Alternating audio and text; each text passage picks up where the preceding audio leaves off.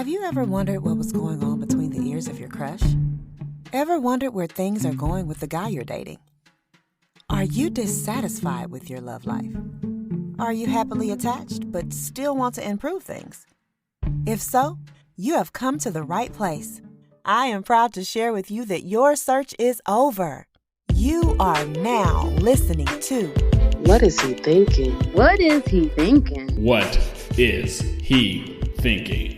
The Dating and Relationship Podcast for the benefit of women from the perspective of men.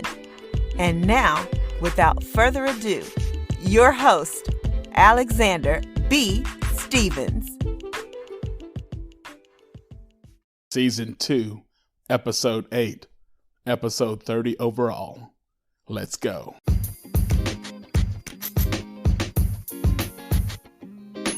What's going on? This is Alexander B. Stevens, the host to your favorite podcast entitled, What Is He Thinking? This is the podcast where we do something strange in 2022. We actually tell you the truth because we're trying to help you. We're not trying to swindle you by telling you what you want to hear. I know that's a little strange, but that's what we do around here, and that's what we're going to continue to do this episode. This episode is a follow-up to the previous episode in which I told all of my listeners to check out a book entitled His Needs, Her Needs. Today, we are going to examine the His Needs portion of that book with a little Alexander B. spin to it. But I don't want to do it alone, so I brought a guest with 15 years of successful marriage experience and who just had an anniversary 2 months ago. This will be his second time on the show. I'd like everybody to welcome Mr. Reyes J. How you doing, sir?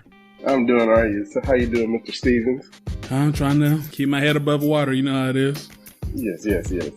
Trying to preach the gospel to these young women. Trying to set them on the right path.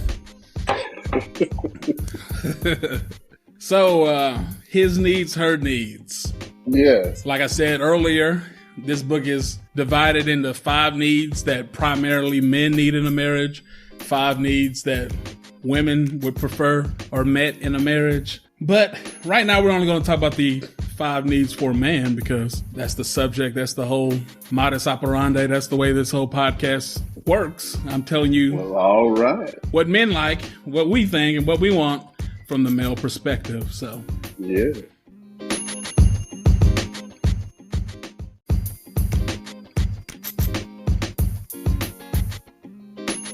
So the first relationship need that the author presents in his book, and these needs are not necessarily in any order as far as hierarchy. The first need is bedroom fulfillment. Section what? I'll just say it that way. Yeah. I mean, this is pretty obvious to me, but, you know, if a guy isn't being satisfied in the bedroom by his woman, then he kind of doesn't want to be with the woman. Yeah. He's kind of thinking like, what am I doing exactly here? Why am I paying these bills? Why? What? So let me get this straight. You wanted me to swear off all other women on earth, and then you're not going to give me any? What? How is this fair?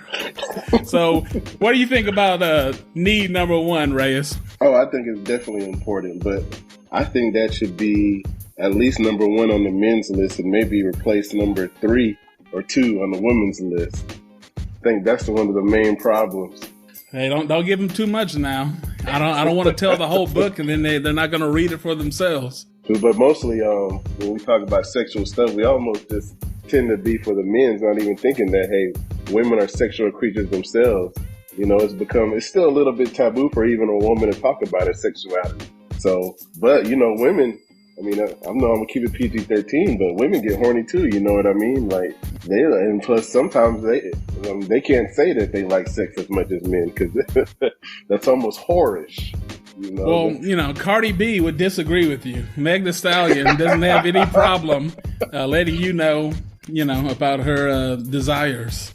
Yeah, I mean, I know I've heard the WAP, but it's for almost. But when people look at that video or anything like that, the sexual innuendos, they tend to look at them as, you know, a little bit less than a woman. Or I go back to my other original word, whorish. Interesting. Because most women they like to talk about sex the same way that men do. But even though they like it about as much as men do. Yeah, I hear you on that. Seems like all you want to do is talk about women, though. We're supposed to be speaking about this from the male perspective. So let me throw a couple things in here as far as this number one need of sexual fulfillment. Men definitely despise when women do this, or even the thought of this, and that is using XXX activity as a tool of control, like using it as a carrot. Hey, if you want some, do this. If you want some, do that. Build this, fix that, or you ain't gonna get any. And the guy kind of feels like, I've already done enough to become your husband. I've already, you know what I'm saying? This should be guaranteed. I shouldn't have to do extra stuff to get what is quote unquote owed to me. You know what I mean? So, men don't like to be manipulated with sex, especially by their significant other. And also, most men aren't really down with a bunch of rules in the bedroom. You know what I'm saying? Unfortunately, most of us in our generation and the younger generation have been exposed to some stuff on the internet. And we've seen some stuff, and some of us kind of want to try that out and see how it feels. How does it feel? So it'd be nice if there was the woman that you love, the woman that you promised to die for, if she wasn't like missionary only. You know what I'm saying? I'll just put it like that. I think that's the problem. What do you think? I don't know. I don't have that problem. Me and my wife, we tend to have sexual fulfillment a lot. Then at least try to get our normal fair share. But I don't like women I don't like women who try to use sex as a way to manipulate, especially to manipulate when sex usually can be used to encourage. Mm-hmm. I like to be I don't mind being encouraged by sex every now and then, especially if it's some of that special kind of sex. You know what I mean? Like every now and then, if you know how to talk to your woman about your sexual stuff, you know, doing one of the freaky things that you saw in those XXX movies might not be so bad if it's talked about between you. I mean, come on, nobody likes to get surprised, Sneak attack. Yeah. Especially if you're trying to go thing like that, you know what I mean? Or, whatever floats your boats. All right. On that note, I think we need to move on to need number 2, as we try my hardest to keep this conversation PG-13 at the worst. And good. The second need that the author says that men have in a marriage or serious long-term relationship is recreational companionship. Recreational companionship. Now, what is that? That is, men like it when their number one woman enjoys doing leisure activities with him. If he's into sports, she doesn't have to be into sports as much as him, but she can't hate sports. Yeah. You know what I mean? It's almost unattractive. If he goes to 10 games a year, it'd be great if she went to 3 with him. You know what I mean? Like, if he's into cards, it'd be nice if she would play cards with him. You know what I mean? Whatever the leisure activities are, however he likes to be entertained. She doesn't have to do everything that he's into, but if she can do half the stuff that he's into half the time, then a man's gonna fall in love. You know what I mean? But if she's hating on everything that he likes to do, why are you playing video games again? Why are you watching that game again? Why are you at the bar again? Why don't you do that with your friends? I don't want to do it. Go play golf with your friends. Well, he's always going to be with his friends. He ain't going to be around the house. He's going to be mad that he's never around. And then one day, one of those... What if you find out one of them friends is woman? Yeah. One of them friends might bring a friend who doesn't use the restroom the same way as he does. And all of a sudden, that's the mistress number 1. So recreational companionship. Which is very important, I think. If we want to maximize this spending time together, you're going to have to learn to spend time doing things I like to do, as well as vice versa. But seeing as recreational companionship's on my list and not yours, it's more important to me. Yeah.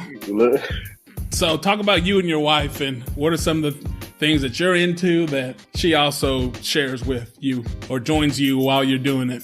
Well, one of the main ones is she became a Braves fan just watching, us going to games and her tagging along. She didn't know a lot about baseball. She knows a lot about baseball now. Hold on. Are you talking about the World Championship Atlanta Braves? Is that the team you're referring to? Yes. Let me thank you. Let me retort. Yes, I am talking about those same world champion Atlanta Braves. Oh, okay. Go Braves. All right. Chop on.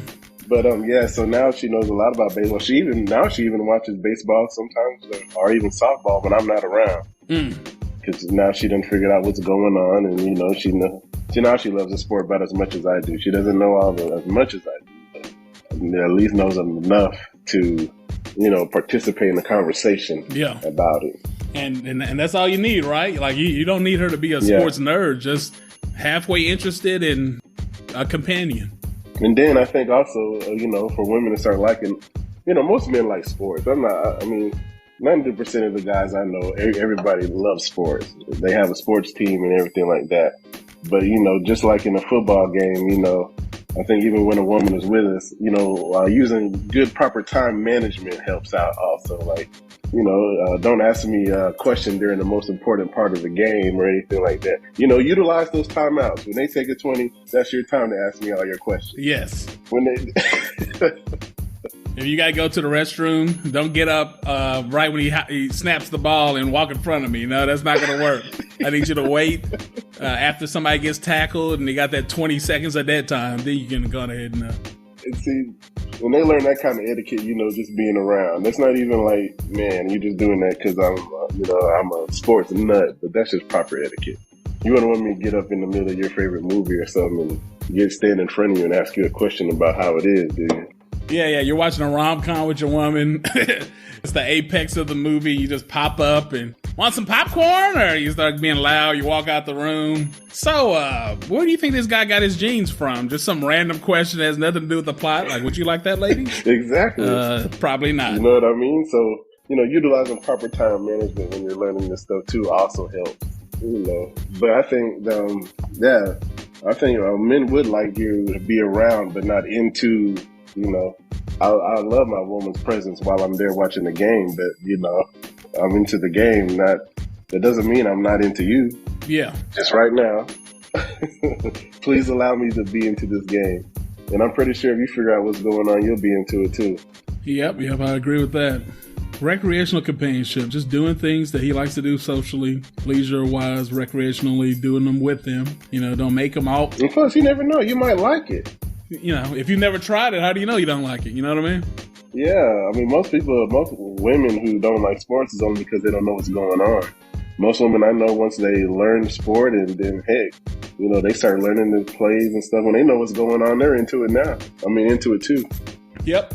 And for you ladies that are dating and haven't really made it to the serious relationship phase, like, if you pretty much hate all of his leisure activities and everything he likes to do for fun, then that gonna make it hard to spend time together. That could be a sign that y'all aren't for each other. You know what I mean? Could be a sign. And he starts making up excuses for everything you want to do. Yeah. No, I can't go to that with you. That concert, I got to go cut my toenails. When you'll start getting the idea. Exactly. But I do think it goes vice versa. But most men, because you're their woman, they're gonna spend time with you. Yeah, but how much more time could you spend together if your leisure activities can be shared together? Mm-hmm. And we'll just end things. Makes it more fun. End things on that one and move on to number 3.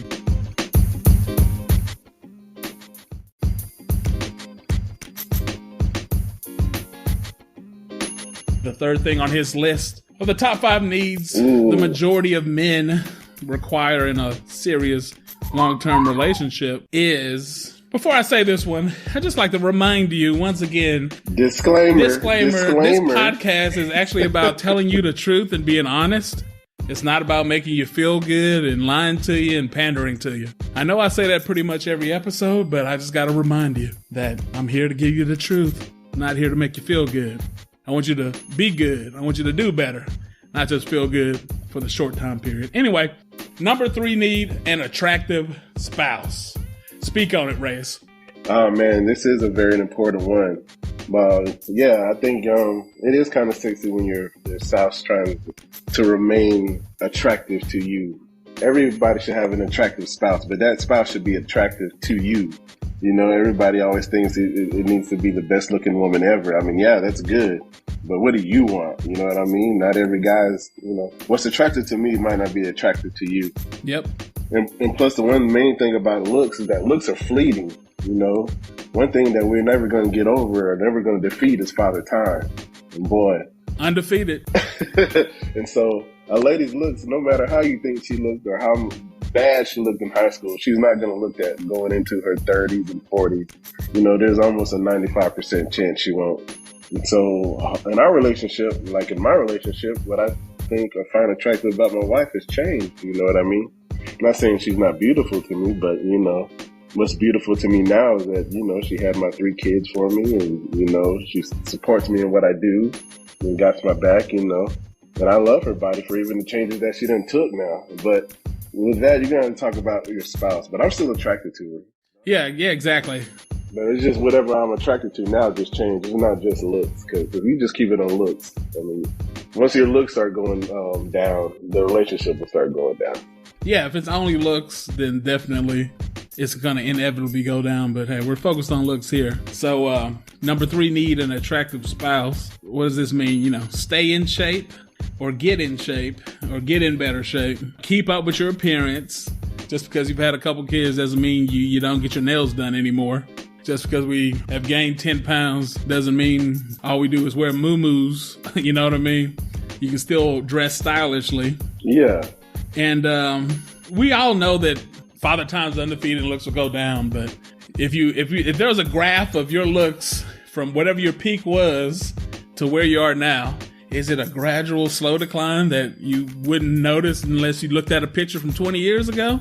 Or is it a steep decline and you just gained 50 pounds and chopped your hair off and quit brushing your teeth? You know what I mean? Like, what is it? You know what I mean? Yeah. Men, how attracted we are to our spouse gives us energy. It gives us the will to do what we do.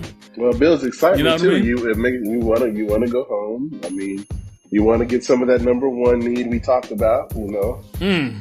That makes that, you know, better. And plus, I think trying to take care of yourself is sexy. You know what I mean? You know, when you see a woman that take care of herself, it ain't really about, you know, she can look good, but I mean, if you don't take care of yourself, but you know, a woman who tries to take care of herself, even when you see that, like you see a woman trying to exercise or, you know, going to get her nails done still and doing little small things just to keep herself up, that's sexy. That's real sexy. Yes, sir. Yes, sir. But I'm speaking from a person in their 30s, you know. The 80s generation baby. 80s babies. Yeah. I ain't mad at you. But, you know, just back to looks. Women need to just remember and remind themselves of this, that a guy, you know, you can call it shallow or whatever, but he probably would have never talked to you in the first place if he didn't like what you look like. Or something about you wasn't attractive to him. You know what I mean? That's the thing that got this whole thing started. You know what I mean?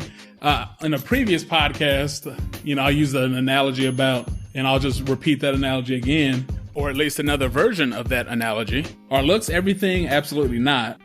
But if you want to be a nurse, you have to graduate college. And if you want to graduate college, you have to get into college. And if you want to get into college, you got to have a decent high school GPA and decent SAT, ACT. So just think of looks as your high school GPA and your ACT scores. Once you are in the nursing program, is anybody like talking about your ACT scores? No. But you would never become a nurse if your looks aren't good enough to get you into the college in the first place. You know what I mean? And if I may, let's extend that analogy to what we're talking about today. Let's say after you become a nurse, every so often you have performance reviews that involve you taking a short test. It's not only about being able to get good enough test scores so that you can get into school. You must also have good enough test scores once you have the job in order to score high enough on your progress review to keep the job, or at least keep the manager from looking at you sideways so you can have a pleasant working environment. Keep that in mind. You know, we expect a decline, but we don't want a drastic one. As long as you're truly trying and you haven't thrown the towel in and given up, we're fine. Now, there's something, you know, this might be politically incorrect, but by now y'all should know that I don't care about that. Look at your family photo albums and look at your grandma, ladies. How many kids does she have? And how much weight did she gain from all those kids? And then nowadays, look at women. They have 2 kids, 3 kids max. Mm-hmm. And it's 25 pounds a kid for the average woman. Wow, man. But Granny had 5, 6, 7, 8. And it was 2 pounds per kid. So tell me how that, and she had less money, less medical knowledge, no gyms, Like, how did that work? You know what I mean? So ladies, just be cognizant of that and no excuses. Please keep up with yourself. Well, you know, once they have them babies, their bodies and stuff, they're going to change. I mean, that's a given. But if you want to look to the future, look at those pictures. You talking about for the fellas? No, for the women. Oh, okay. I'm talking to the fellas. If they want to know what their woman's going to look like, a good indication of the future is to look towards the past. I hear you on that. All right, let's move on to need number 4.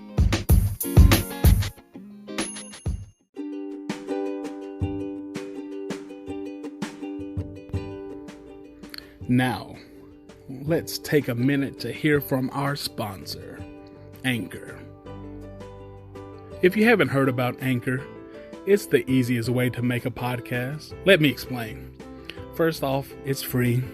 Secondly, there's creation tools that allow you to record and edit your podcast right from your phone or computer. Third, Anchor will distribute your podcast for you, so it can be heard on Spotify, Apple Podcasts, and many more. Next, hey, you can even make money from your podcast with minimal listenership. I mean, it's everything you need to make a podcast in one place. So this is what I want you to do. Download the free Anchor app or go to anchor.fm to get started.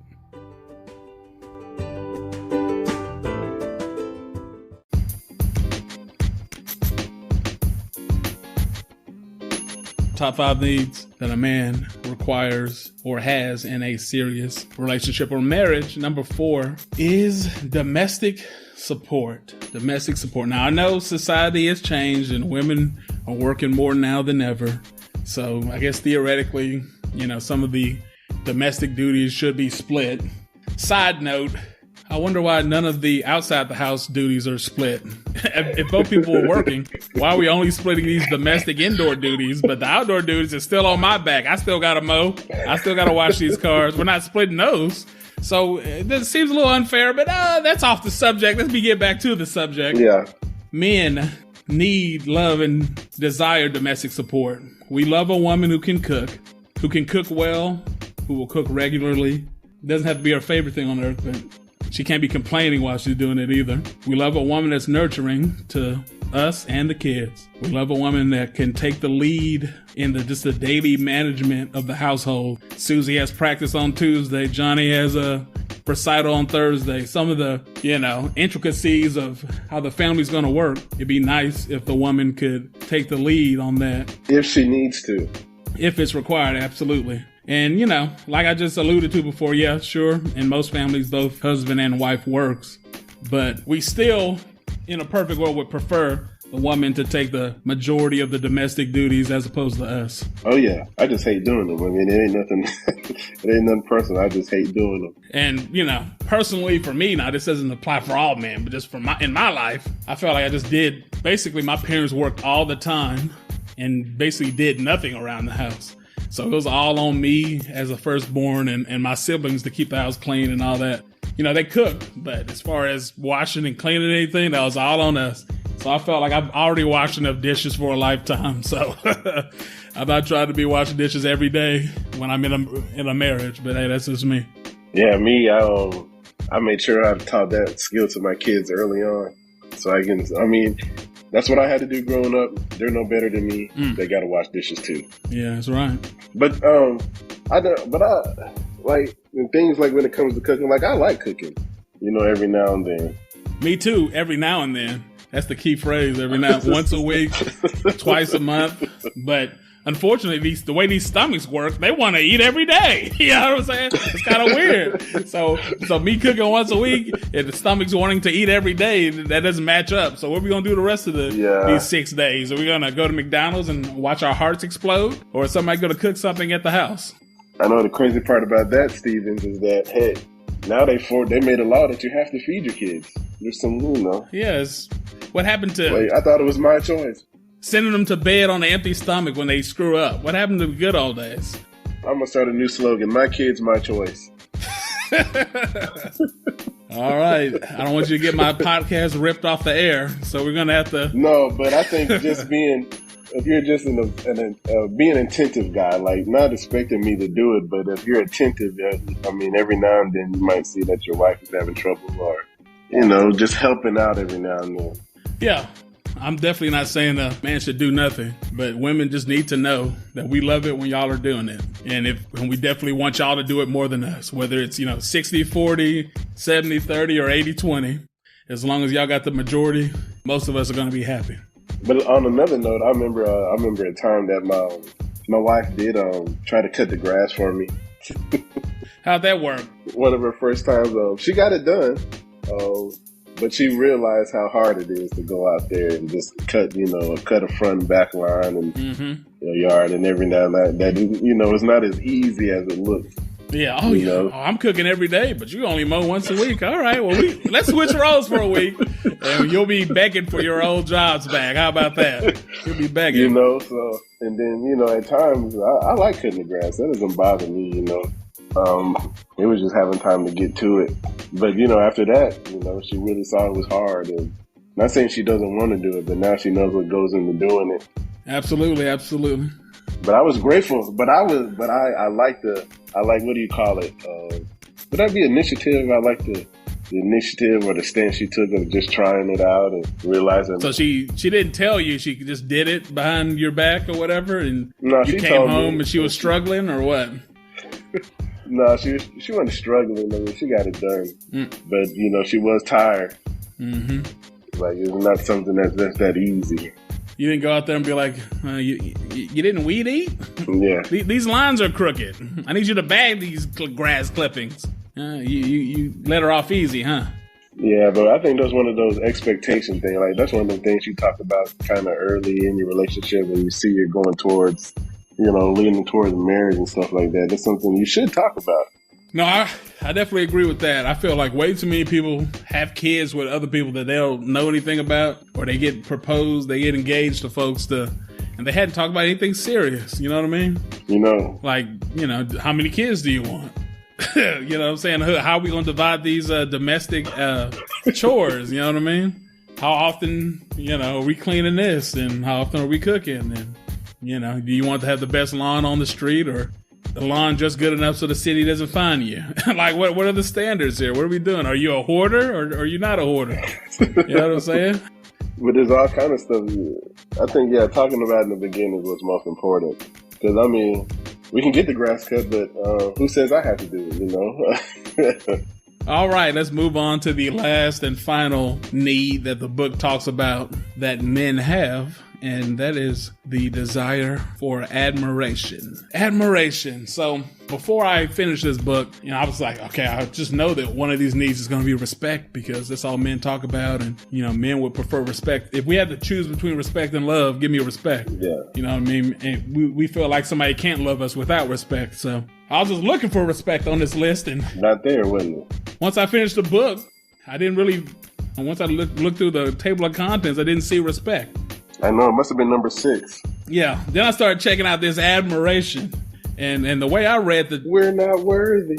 The way I read the chapter is basically, admiration is respect plus direct and indirect ego stroking and positivity, with the absence of disagreeableness and nagging. Can't stand no nagging. So you mix those things together, and that is admiration. So the way I read it, respect is kind of built into this. Yeah.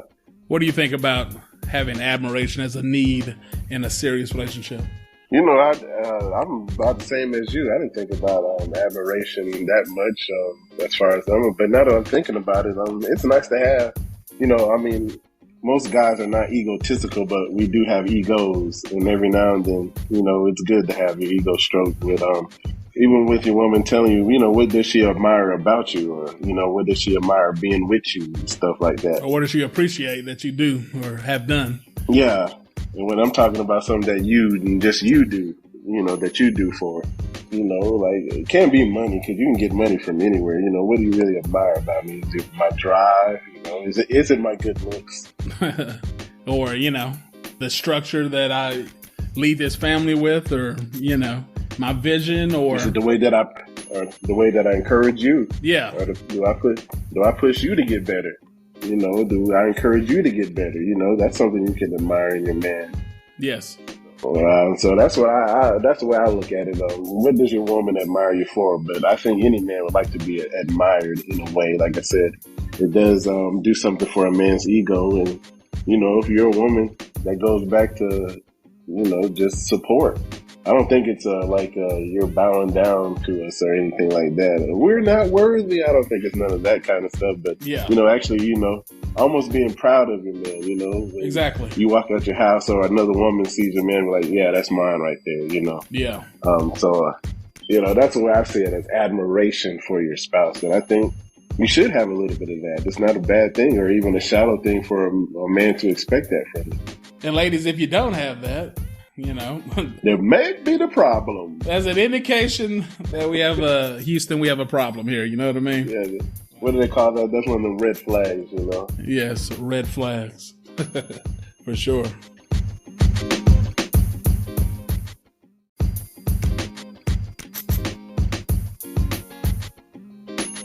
Anyway, so those were the 5 things that were discussed in the book, and I think this book is one of the best relationship books I've ever read. Millions copies sold, and it's definitely something you guys should check out.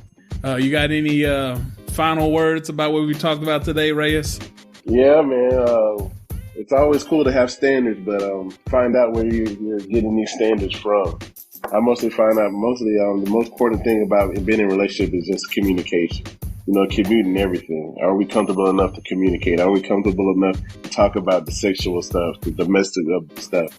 And then if you really want to be with that person, that's the kind of stuff you're going to put up with. But when you want to know what you want to put up with up front. So it's always about communication in any kind of relationship. Yep, for sure. But it's crazy. The one person we want to be with and love is the one person we have trouble talking to. God works in mysterious ways. Yeah, it doesn't make that much sense. It is what it is. But definitely, I really like that point you made about wouldn't it be nice to know what you got to deal with up front. Yeah. It's not a bad thing. One of my pet peeves is when people, and this is relationships or anything, people complain about something that's always been. It's always been this way. But after 5 years, now you're going to complain about it? No. I'm throwing a yellow flag on that. That is a penalty and unacceptable. No, that's a red flag. You can complain about new stuff that comes up that you don't like. Or that you didn't know about. Something you didn't know about. Or let's say that this is something that's always been, but you complained about it on day one. So I guess you can continue to complain about it. But what you can't do is if up front, I let you know what it is and you're giggling, you're kikiing and you're cool with it. And then 5 years later, all of a sudden, nothing's changed on my behalf, but all of a sudden you're not cool with it. Now we got a problem. That's trash to me. Yeah, because if I told you up front what I do consistently, you can't be mad that I do it consistently. You know what I mean? It seems so simple, but yet so profound. You know what I mean? Yeah, like me, I have a habit of just leaving my socks around, like wherever I take them off at. That's just, I've been that way since I've been a teenager. It has nothing to do personally. But now, 16, 15 years later, my wife just accepts it. It took her 15 years to accept it, but she's finally got to the point. No, she's to the point where this is what it is. You know what I mean? Like, he really is going to be consistent with this. Yes. Like, I thought he grew out of this, but he's about to turn 40 and he's still doing it. So, I guess this is what I signed up for. I love him, so I guess I'll go ahead and pick these up. Yeah, I admire the way he lays those socks. the way he crumples those socks up in the corner so I can barely find them. I admire his consistency. Yeah, there we go. I admire the consistency. That's what I'm talking about. Anyway, it was great having you on, Reyes. We're definitely going to bring you back on the show at another time. And my audience appreciates your knowledge, wisdom, and humor. All right. It was a pleasure being here, Alexander Stephen. All right, man. Have a good one. You too. Well, there you have it. His needs examined. Once again, those lists of needs according to the author were sexual fulfillment, recreational companionship, an attractive spouse, domestic support, and admiration. The more a woman does to make sure or to ensure that these 5 needs are taken care of to the best of her ability, the better off things will be in her love life. There you have it. Until next time.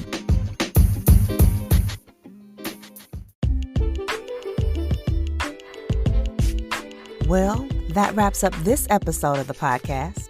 Alexander B. thanks you for taking time out of your day to listen to what he has to say. Hopefully, you feel the information shared today has helped you get one step closer to understanding men and one step closer to the type of relationship you have always dreamed of. If this episode spoke to you or you indeed felt that it was helpful, please share it with your friends and followers on social media and text the link to the episode to your inner circle of friends. If you have a future topic suggestion or need any clarification about anything that was shared during this episode, feel free to email the show at whatisthinking@gmail.com or follow and DM the show on Instagram at whatishethinking_podcast. Be clear and concise with your message, and Mr. Stevens will do his best to accommodate you. Once again, we appreciate you lending us a listening ear, and we hope your tomorrow is better than your yesterday. Enjoy the rest of your week. The podcast that is here to help you win with men. Signing off. Until we speak again.